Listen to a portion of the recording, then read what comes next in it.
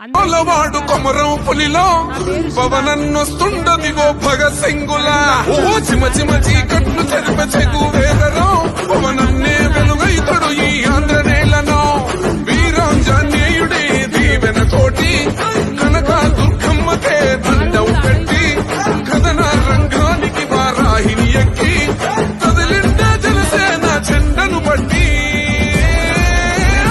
సంధరదం పట్టురిధం పట్టర పంతం పవనన్నే గల్లూరై చేస్తున్నాడు యుద్ధం సంధరదం పట్టురిధం పట్టర పంతం జన సైనికని కట్టెవ్వడు చెయ్యర యుద్ధం. First demolition will start from this building.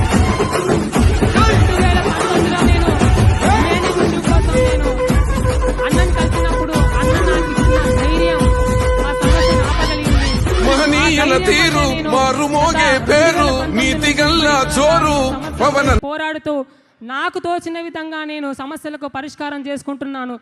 ఆ పరిష్కార మార్గాన్ని వెతికే దానికి ముఖ్యమైన కారణం మన పవన్ కళ్యాణ్ అన్నే గనుక నాకు ఆ ధైర్యాన్ని అండని ఇవ్వకపోతే నేను ఈరోజు ఈ స్థాయి దాకా వచ్చి మీ అందరి ముందు మాట్లాడేవాడిని కాదు. అందరు అంటారు తెలంగాణలో పార్టీ అంత బలంగా లేదు అని. ఎవరు చెప్పారు? నల్లమల్ల అటవీ ప్రాంతాల్లో గుడిసె మీద కూడా జనసేన జెండా ఎగురుతుంది. దానికి ప్రత్యక్ష ఉదాహరణ నేను.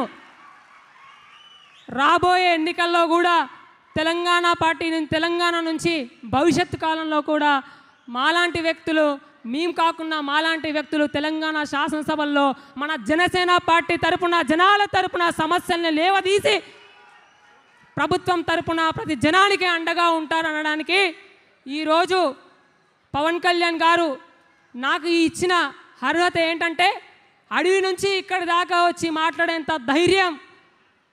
నేను ఒక అనామికుడిని.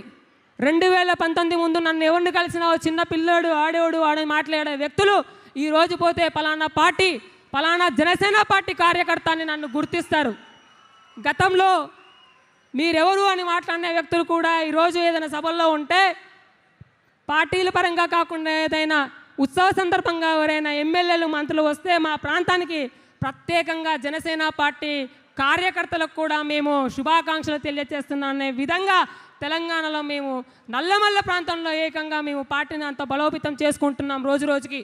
ఇప్పటికీ మా చెంచు యువత అన్నని ఆదర్శంగా తీసుకుంటూ అన్నతో మాకు ఫోటో దిగాలని ఉండదు, అన్నతో మేము కలిసి షేకండ్ ఇవ్వాలని ఉండదు.